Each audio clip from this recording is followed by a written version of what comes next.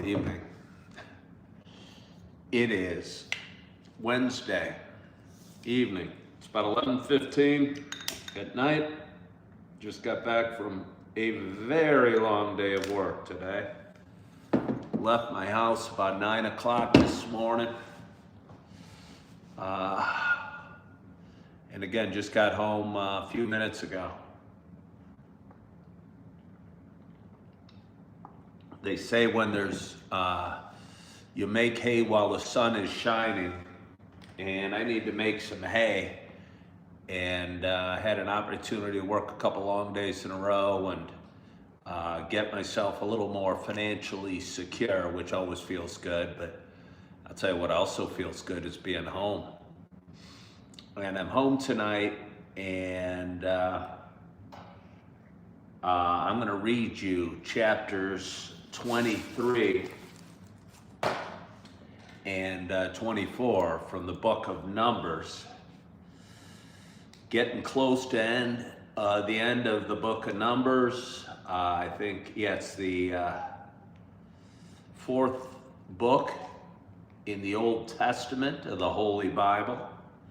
Little journey I started on just over 2 months ago and reading 2 chapters a night.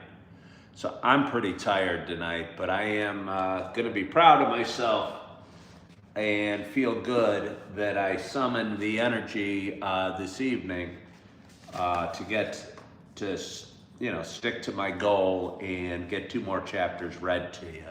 So without further ado, chapter 23 from the book of Numbers, Balaam's first oracle. And Balaam said to Balak, "Build for me 7 altars and prepare for me 7 bulls and 7 rams." Balak did as Balaam had said, and Balak and Balaam offered on each altar a bull and a ram. And Balaam said to Balak, "Stand beside your burnt offering, and I will go. Perhaps the Lord will come to meet me, and whatever he shows me, I will tell you." And he went to a bare height, and God met Balaam. And Balaam said to him, "I have arranged the 7 altars, and I have offered on each altar a bull and a ram." And the Lord put a word in Balaam's mouth and said, "Return to Balak, and thus you shall speak."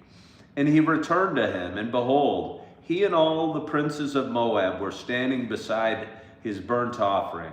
And Balaam took up his discourse and said, "From Aram Balak has brought me, the king of Moab from the eastern mountains. Come curse Jacob for me, and can come denounce Israel. How can I curse whom God has not cursed? How can I denounce whom the Lord has not denounced? From the top of the crags I see him, from the hills I behold him.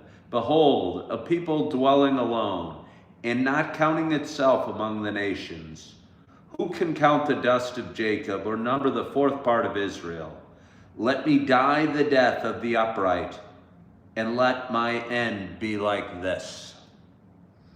And Balak said to Balaam, "What have you done to me? I took you to curse my enemies, and behold, you have done nothing but bless them." And he answered and said, "Must I not take care to speak what the Lord puts in my mouth?" Balaam's second oracle. And Balak said to him, "Please come with me to another place from which you may see them. You shall only see a fraction of them, and shall not see them at all. Then curse them for me from there." And he took him to the field of Zophim, to the top of Pisgah, and built 7 altars, and offered a bull and a ram on each altar. Balaam said to Balak, "Stand here beside your burnt offering, while I meet the Lord over there." And the Lord met Balaam, and put a word in his mouth, and said, "Return to Balak, and thus shall you speak." And he came to him, and behold, he was standing beside his burnt offering, and the princes of Moab with him. And Balak said to him, "What has the Lord spoken?" And Balaam took up his discourse and said, "Rise, Balak, and hear. Give ear to me, O son of Zippor. God is not man that he should lie, or a son of man that he should change his mind. Has he said, and will he not do it? Or has he spoken, and will he not fulfill it? Behold, I receive a command to bless. He has blessed, and I cannot revoke it. He has not beheld misfortune in Jacob, nor has he seen trouble in Israel. The Lord their God is with them, and the shout of a king is among them. God brings them out of Egypt, and is for them like the horns of the wild ox. For there is no enchantment against Jacob, no divination against Israel. Now it shall be said of Jacob and Israel, what has God wrought? Behold, a people, as a lioness itself rises up, and as a lion itself lifts itself. It does not lie down until it has devoured the prey and drunk the blood of the slain. And Balak said to Balaam, do not curse them at all, and do not bless them at all. But Balaam answered Balak, did I not tell you all that the Lord says that I must do? And Balak said to Balaam, come now, I will take you to another place. Perhaps it will please God that you may curse them for me from there. So Balak took Balaam to the top of Peor, which overlooks the desert. And Balaam said to Balak, build for me here 7 altars, and prepare for me here 7 bulls and 7 rams. And Balak did as Balaam had said, and offered a bull and a ram on each altar. Balaam's third oracle. When Balaam saw that it pleased the Lord to bless Israel, he did not go, as at other times, to look for omens, but set his face toward the wilderness. And Balaam lifted up his eyes and saw Israel camping tribe by tribe, and the Spirit of God came upon him. And he took up his discourse and said, the oracle of Balaam, the son of Beor, the oracle of the man whose eye is opened, the oracle of him who hears the words of God, who sees the visions of the Almighty, falling down with his eyes uncovered. How lovely are your tents, O Jacob, your encampments, O Israel, like palm groves that stretch afar, like gardens beside a river, like aloes that the Lord has planted, like cedar trees beside the waters. Water shall flow from his buckets, and his seed shall be in many waters. His king shall be higher than Agag, and his kingdom shall be exalted. God brings him out of Egypt, and is for him like the horns of the wild ox. He shall eat up the nations, his adversaries, and shall break their bones in pieces, and pierce them through with his arrows.